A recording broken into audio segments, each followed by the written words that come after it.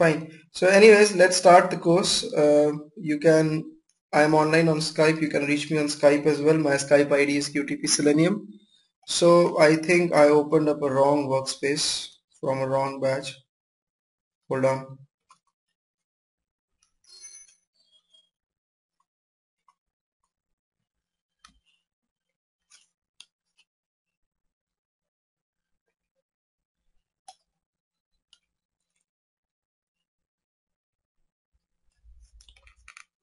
Yeah, this is the wrong one.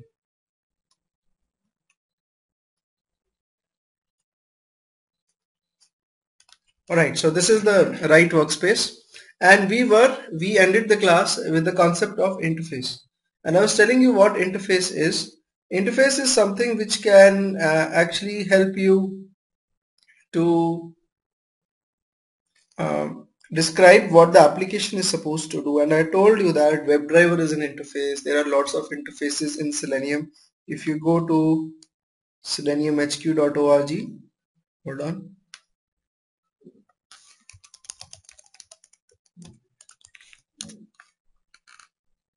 and go to download section and go to the Java documentation. Then inside this documentation,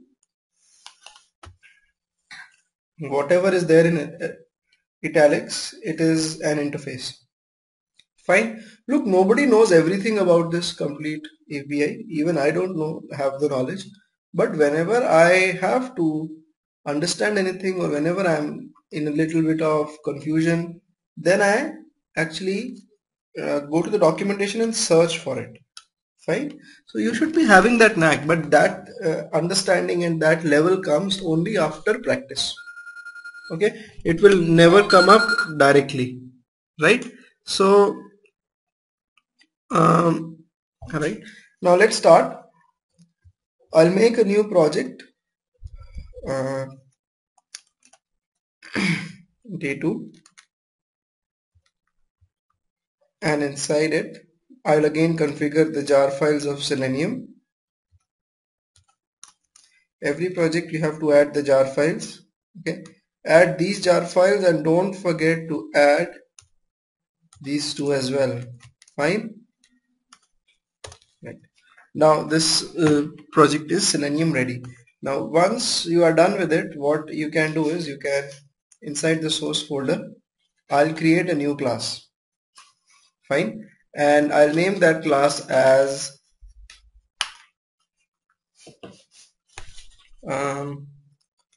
say it is a laptop. Fine. Or hold on, not a class but an interface called laptop. Okay, now what all are the features of laptop? I can jot down the features in this interface. I can write like this: public void uh, start, public void recharge. Right, suppose these are the two features of laptop. Fine, there are other features as well, but let's just, for an example, let's take these two, and I'll make a new class called as HP laptop, right? And I'll make a new class again called as say IBM laptop. Fine. So laptop is my interface, and these two are two classes which generally represent separate laptops, concrete laptops. Fine. Now HP laptop will have some features, as well as IBM laptop will have some features. Are you guys able to hear me? Well, Makwana, I'm not sure, because everybody else is telling me I'm audible. Yes, Ashish. Yeah. Okay.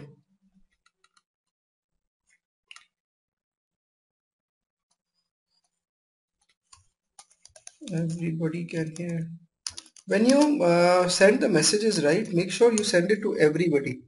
When you click on the chat icon, you have this drop down coming up. In this, you can select everybody so that everybody can get their message, get the message. Fine. Now, public class IBM laptop. Now, both of these are laptops. Fine. IBM laptop as well as HP laptops. And they want, what we do is that in practical, we implement, we write over here, each of the class will implement the laptop interface. What do you mean by implement the laptop interface? That means this class will provide the implementation, okay, implementation of the laptop interface, right? So what do you mean by implementation of the laptop interface? By saying that implementation of the laptop interface, this class will give bodies to, give method declaration to each and every function inside this interface. Okay, now if you look at this, if you move a mouse over the error, you can select add unimplemented methods and you can practically add these methods, right? Fine. And what do you mean by adding? Like you move your mouse over there and both the methods will be added. You have to give the implementation of the functions present inside the laptop interface. Okay. Now, what do you mean by proper implementation of these functions? Hold on. Similarly, I'll tell you, IBM laptop will also write implements laptop. So IBM laptop will have to implement both the functions. First of all, what is this @ override written over here? This is known as an annotation. Technically, it is known as an annotation. It tells the layman that this function is coming from the laptop interface. So if I'm not the one who has made the code, if I read the code by looking at this annotation, I can come to know that fine, this is coming from the laptop interface. It's not mandatory to write it. If I delete it, there'll be no error. Fine, there'll be no error, but if a layman comes, he should be able to understand your code, and looking at this annotation, he can understand. Fine. Now suppose HP laptop inside the start function I write system.out.println starting HP laptop, and inside the recharge function I write recharging HP laptop. Similarly for IBM laptop as well, I'll write here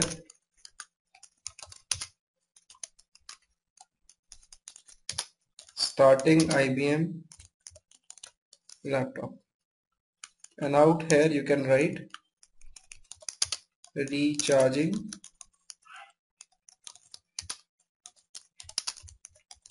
IBM laptop. So this is quite important and useful.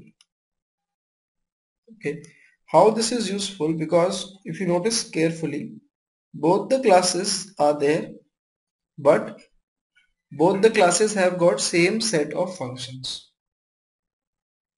It's not like that for HP to start a laptop the function is some other function, and for IBM to start a laptop the function is some other function. Function name is such, the implementation can be different. HP can implement the starting of a laptop in its own way and IBM can implement it its own way, but there's a structure involved to the complete thing over here. There's an overall structure. This is the interface. It's got some set of functions. Every class which implements this interface will have actually those set of functions implemented. So no matter how many classes are implementing, suppose tomorrow Acer laptop, Sony laptop, Samsung laptop, and number of laptops come up, we will come to know what will be the features, common features of the laptop as per the interface. Fine, right? I hope you got the concept. Okay. Now similar thing is there in WebDriver as well. If you look at the API, then WebDriver is an interface. Okay, WebDriver is an interface, and these all are the classes implementing the WebDriver interface. Android driver, Android web driver, Chrome driver, event firing, Firefox, HTML, Internet. So all these classes, remote web driver, they implement the interface WebDriver. Fine. And all these classes have these set of functions which are there in the WebDriver interface. For example, talking about a very common function like getTitle. This function in the WebDriver interface, it gives you the title of the page. So this function will be present in all these drivers because they implement the WebDriver interface.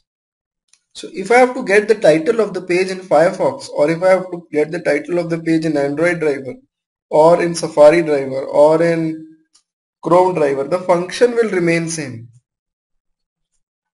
Fine. The driver will differ, but the function will remain same. So you really don't have separate set of functions for every driver. They are same. And each driver has its own implementation of those functions. For example, I'll create a new class here called as test laptop with the main function. In this class, I create the object of HP laptop called say HP equals to new HP laptop, and similarly IBM laptop, IBM equals to new IBM laptop. Fine. Now I write here HP dot, you can call the function start, and similarly you can write IBM dot start.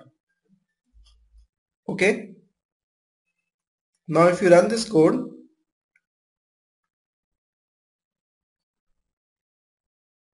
see it's printing starting HP laptop and starting IBM, right? So basically the classes are different, but the functions names are same and the implementations are different. We are only interested in the name because you know what, if you have got different driver classes, then different driver classes will have the same name of functions. Fine. If I go to yesterday's code,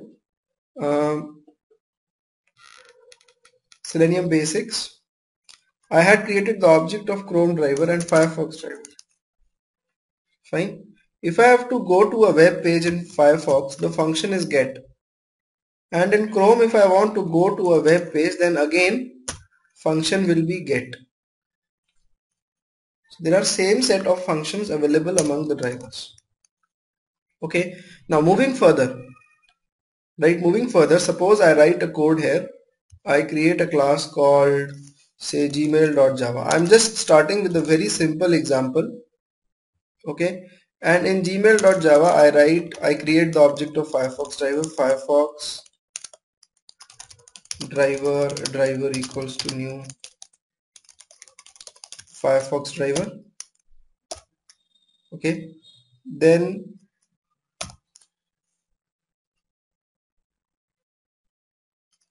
hold on. Yeah. Then you write over here driver.get and you give the URL of the website, that is go to Gmail. Fine. After going to Gmail, you have to enter the username password, right? So how do I interact with the web page now? How do I interact with the application? I need to enter my username and password. Similarly, if I am using Chrome, then you'll have to set the system property of Chrome driver, create the object of Chrome driver, and then write over here chrome.get. Right? Do not write just gmail.com. This will fail. You have to mention the protocol. Protocol is quite important. and you have to write http://gmail.com. Fine. So now once you write this, just a minute guys. Yeah. How do I interact with the web page on Gmail? How do I interact with Chrome? How do I interact with IE? Fine. To understand that, you need to understand the concept of HTML language. If I'm going to gmail.com, just a minute. If I'm going to gmail.com, right? Now every web page is made up of HTML language. You can see the language code and all everything when you go into the page source. You can see everything. Okay. Now it's very important that you give 10 to 15 minutes to HTML. I would recommend everybody that if you're serious enough to learn Selenium, then just give 10 minutes to HTML tutorial on this website.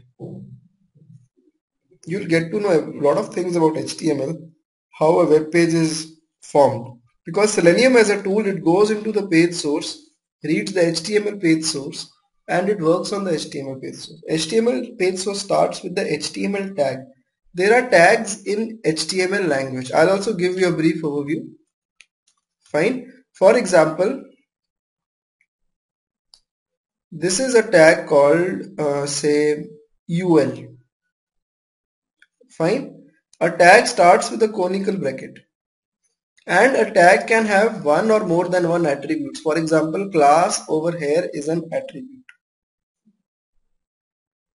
Okay. And hold on, I'll just show you more examples. Like this is a tag name called input. And for this tag, there are four attributes: ID, name, password, and value. Sorry, type, name, ID, and value. These are the four attributes. Similarly,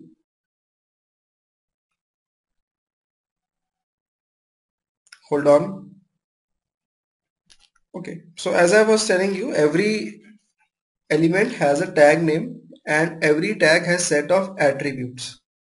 Okay, so let's classify. I will go out here and I'll make an Excel file known as html.xlsx, in which I will classify the web components which we generally tackle in the website, right? For example, we have I'll make a column called as element, tag name, mandatory attribute, and option. Why am I doing it? Because before you interact with the elements, you should know what the element structure is. What is the structure of a link? What is the structure of an input tag? What is the structure of a button in HTML language? Fine, right? Now to analyze your web page in a better way, okay, to analyze the web page in a better way, you can install a plugin in your Mozilla browser. Hold on. You can just go to Google and type, most of you must be knowing about it, Firebug. You can get Firebug, right? Go to the, make sure that you open the website in Mozilla, not in any other browser, and you can click on the icon over here, add to Firefox. This will help you add Firebug into Firefox. Fine, it will install Firebug as an add-on inside Firefox, and once you restart your Firefox, you will get a icon over here, Firebug icon out here. When you click on that icon,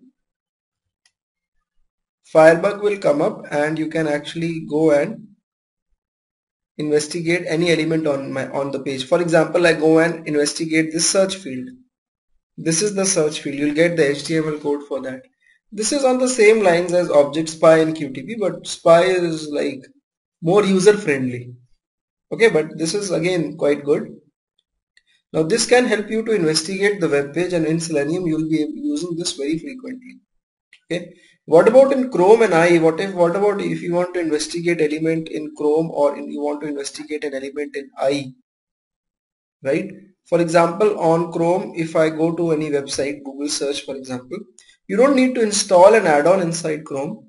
It's quite easy on Chrome. If you want to investigate, say I want to investigate this Google search button in the page source, then you right click on the button, and in Chrome by default you get the option Google inspect element, and the line is highlighted, that is, this is Google search, right? And Chrome is quite funny. If I write Ashish here, Ashish would be written on the button. So, right, this is possible in Chrome, fine. And this is good, right? If you take a screenshot and put it on Facebook, right? So, okay. Anyways, right? So you can investigate any element on Google just by right clicking, sorry, on Chrome, just by right clicking on the element and going to inspect element, and this will give you the corresponding element, right? Again, if the shortcut is, you just press F12 of your keyboard. If you hit F12, this window will automatically come up. But unlike Firefox, there is no arrow in this. In Firebug, you have an arrow out here. On this arrow, you can click, and whenever you move your mouse over any element, you get the details of that element. But in Chrome, you do not get. In I, again, you have the shortcut key F12 in I8, I9. If you hit F12, you'll get the page inspector. Fine, you can inspect an element on the page. Okay, now this is how you go into the page source in various browsers. How do you calculate XPaths and all? I'll talk about that later on. I'll not talk about it right now. In some time I'll come over to that point. Fine. Now, so on a web page there are various elements. Every element has a tag name, set of mandatory attributes and optional attributes associated with it. Right. Now, what do you mean by element? For example, element like link is there on a web page. Hold on. Then there is a text field. Then there is a button. Then there is a checkbox. Then there are radio buttons on a page. Then what else is there on a page? List is there, drop list. Fine. You have got images on the page. You have got normal text on the page, the normal visible text. Apart from this, there are components like frames and web tables and all, which are not visible to the normal human eye, right? Each of these elements have a specific tag name. If I open up Firebug and if I go to say Gmail homepage, now this is a web page which has got almost all the kinds of elements. It's got a list, it's got input field, button, link, text, every image is also there. Fine. So let's look at this web page. If you look on the username field, okay, now username field would look like this. It's an input. This is the tag name, right? Input, hold on, let me just increase the text size. Yeah, input is the tag name. Fine. And these are the all the attributes associated with this tag. So with the text field, you have the tag name called input. Always on all the web pages, or on all the web based applications, the tag name will always be input. Okay. For a link, if I look at the link, for example, I look at this learn more link. Most of you must be knowing the tag name is anchor tag A. For a button, okay, for example, this is the sign in button over here. The tag name is input. Okay, the tag name is input. For a checkbox, from my experience, I'll make it fast. Checkbox has the tag name input. Radio button also has the tag name input. List, a drop list. This is the drop list. Fine. The drop list has got the tag name as select. Select is the tag name for a drop list. For an image, the tag name is img. If you look at this page, for example, this is an image. You will find the tag name as img for this image. Right? And for text, look, for text there is no specific tag. You can have para tag, div tag, then you can have span tag. Okay, so you can have various tag names for texts inside a web page. Fine. Sometimes you have got sometimes it's also present in LIUL. Okay, there are various styles. Like as you investigate the page source more and more, you will come to know. Fine. There is no fixed tag for text. Fine. Now every tag has a set of mandatory as well as optional attributes associated with it. For example, in case of a link, if I investigate this link about Gmail, then this is the link. On click is an attribute, href is an attribute. Href attribute is always present with the link. And most of you might be knowing it. It points towards the URL which opens when the link is clicked on. Fine. So if I write over here mandatory attributes, then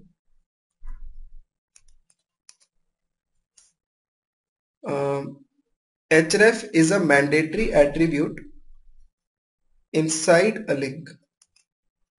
Okay, all the links in the world on all the web pages will have this attribute. Text field. In case of a text field, I'll tell you, there's an attribute called type equals to text, which tells that this is a text field. For a button, there is an attribute called type equals to submit, which tells you this is a button. For example, the sign in button, type equals to submit. Okay, so this is present with the input tag type equals to submit, then it becomes a button. If input tag is present with type equals to text, it becomes a text field. If input tag is present with type equals to submit, it becomes a button. If it for a checkbox, the type is checkbox. So if input tag is present with type checkbox, it becomes a checkbox. And for radio button, it is radio. So these are the mandatory attributes for link, text field, button, checkbox and radio. Why am I teaching you this? Because with the help of tag name and these attributes only, we identify the fields on the web page. Okay. In case of a list, there is no mandatory attribute. Okay. In case of an image, yes. In case of an image, for example, this is a Google image. Right. You have got the source tag, which is the mandatory one. Fine. Source is a mandatory attribute. It points towards the URL from which this image is coming. For example, this image is coming from Google image is coming from this URL. You see the Google written out here. Okay. So, and for a text, there is no mandatory attribute. Okay. Now, if you come over to optional attributes, optional attribute means that the attribute might or might not be present with the element. If the developer wants, he can keep an attribute. Generally, we tell developer to keep an ID with every element, a unique ID, so that while automation, we can identify the element with the ID. But not all the developers do that. Okay, they find it not a very hard task to put a small field called ID with the element, every element, right? So there are other ways to identify as well, but ID is an optional attribute which can be present with any element. Apart from these, there are attributes called name, class. Generally, these three attributes are optional, and apart from these, there are many other optional attributes as well, but 80% of the times you will see these attributes present with any element, and with the help of these attributes you can identify the elements. Name can be unique for an element, ID can be unique for an element, okay, but don't think class can be unique for an element. Generally, elements on a web page which are of the same look and feel have the same class. Class attribute associates the CSS class actually. If I go to gmail.com, suppose if I look at this sign in button, then sign in button has got this class, right? Now don't assume that this is a unique class for this button.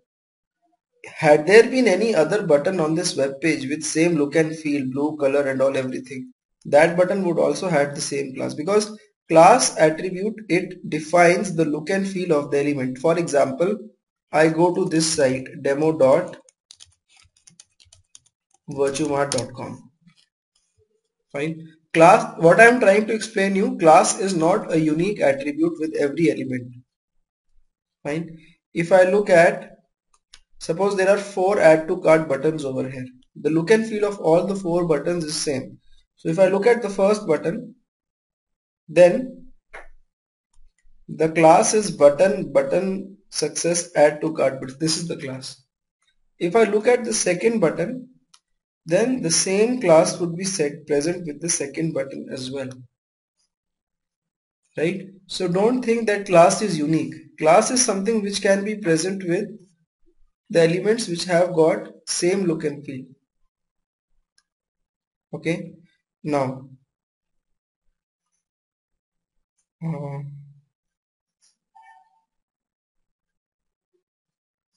alright, hold on. Okay, so now let's come down to the real stuff, that how can we identify the elements now, right?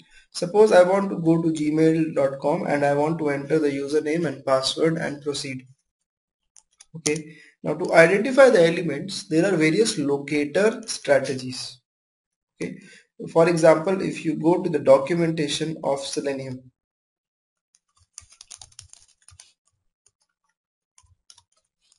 if you go to the website and go to the documentation, yesterday I told you about static, right? Static is something which can be accessed directly with the name of the class. Fine. In day 1 I told you that in mobile phone, if I'm keeping number of keys as static, then in test mobile I can directly access it, mobile phone dot number of keys or mobile phone dot insert sim. Fine. Similarly, there is a class called by in Selenium API. This by class has got various locator strategies, that is by dot class name, CSS selector, ID, look at these, class CSS selector, ID, link text, name, partial link text, tag name, XPath. These are all the locator strategies. This class has got the locators with it. For example, in gmail.com, which I just made, let's talk about Firefox initially. Okay, let's talk about Firefox. Now suppose if I write by is an internal class in Selenium API. So it will show you all the ways in which you can identify the elements in Selenium, right? For example, you have to click a link, you can extract the link with the help of link text or partial link text as well. Fine. Hold on guys, before I proceed, I'll tell you, every time I have to go into the documentation of Selenium. I have to open up the Selenium website and I have to go into the documentation of Selenium. Right. Now what I'll do is I'll import the documentation into Eclipse. You can import the documentation of Selenium in Eclipse and that's what I'm going to do right now. All you need to do is that you need to go into the project properties, go to Java build path and go to the location where you have added the jar files. Fine. And go to the jar file, which is the main jar file, Selenium Java 2.x.x. Fine. Expand it and you'll get the Java doc location out here. Okay. If you click on edit, you'll get this window. Fine. And in this window, you can select the first one if you want to access the Java docs online. So to access them online, what I will do is I click on this link and then Java docs, they come up, right? I copy this link. Fine. Go to Eclipse, paste this link and remove index.html from the end. Okay.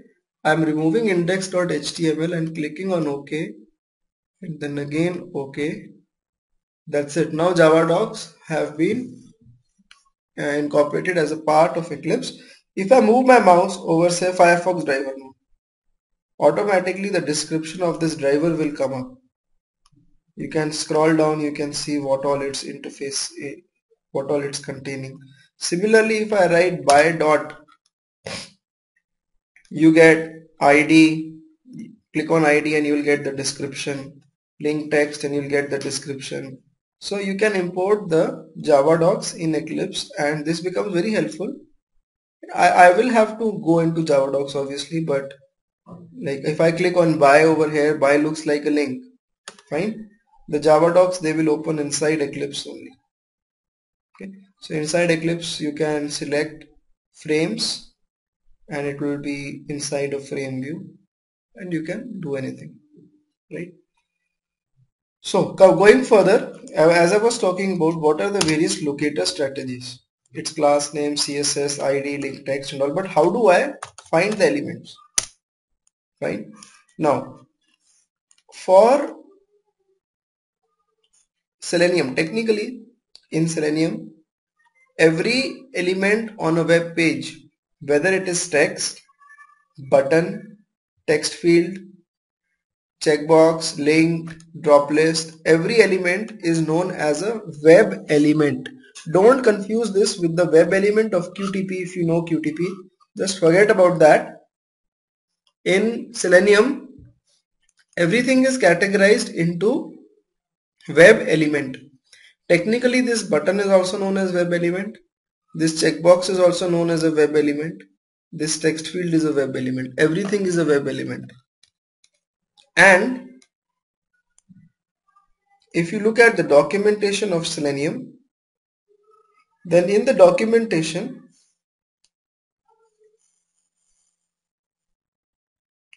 hold on, there is an interface known as web element. Okay, this interface represents the it's a generalized form of an HTML component on the page, that is a button, a link or something, and it's got okay, and it's got various functions like click, clear, get location, get size, get text, is displayed, is enabled, is selected. So these are the various operations you can perform with web elements on a web page. Okay, these are the generalized operations, right? So how do I use this interface web element? If you look at the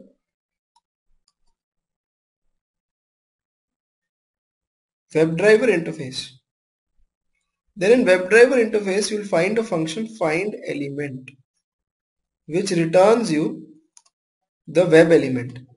For example, to make it very simple, I go to Gmail and I fire the function driver dot find element. Find the element on which criteria? Find element function takes in the reference of by class. You write the criteria by what I want to find the element. Say I want to find the element by the ID of the element.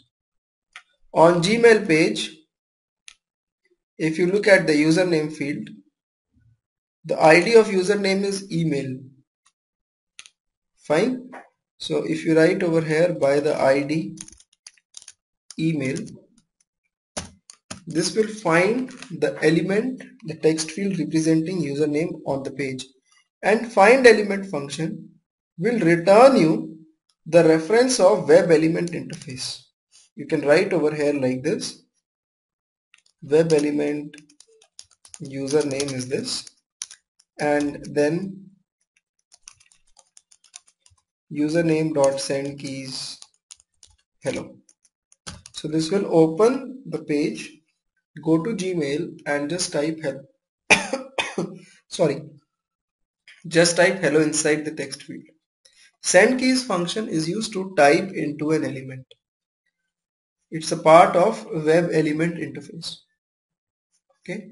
Similarly, username dot, you get all the functions which were part of the web element interface out here. You get all the functions over here as well. Clear, click, get location, get size, get text, is displayed, is enabled, is selected, right? Similarly, send keys is a function. The description of this function says that use this method to simulate typing into an element which may set its value, right? So now if you run this code,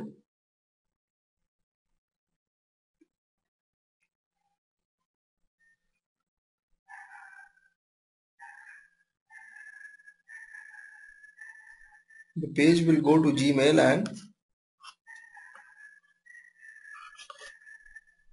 see that it types in into the username field, right?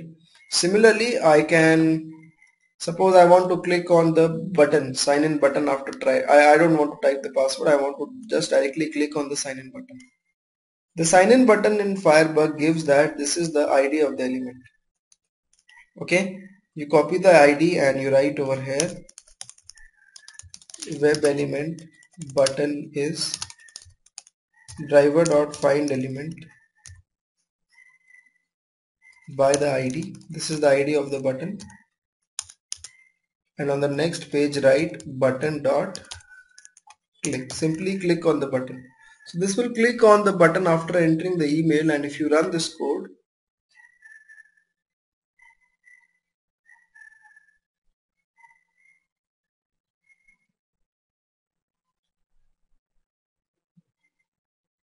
you see that? Fine. So this is again usage of web element interface. Everything is a web element, right? Now how do I execute the same thing on Chrome? Find element is the function inside WebDriver interface. It will be there in Chrome driver as well, just like get was a function which is common in Firefox. Similarly, whatever are the functions with the driver, all the drivers they have common set of functions, right? So similarly, if I comment the Firefox driver part here and I introduced Chrome driver, that's it. This code will run on Chrome driver as well. So if you run this code, uh,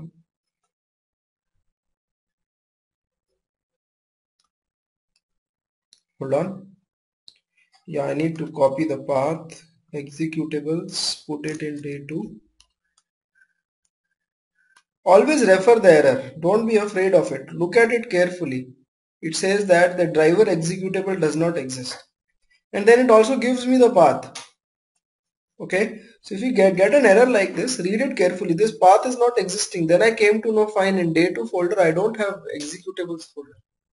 So don't get afraid of the error. Now if you run this Gmail, this thing will run on Chrome as well. If you look at the output, see, I didn't change anything. I just initialized the Chrome driver,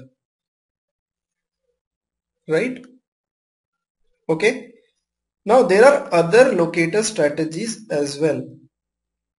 ID is not the only one. most of the people, they tend to use CSS selectors, or they also tend to use XPaths.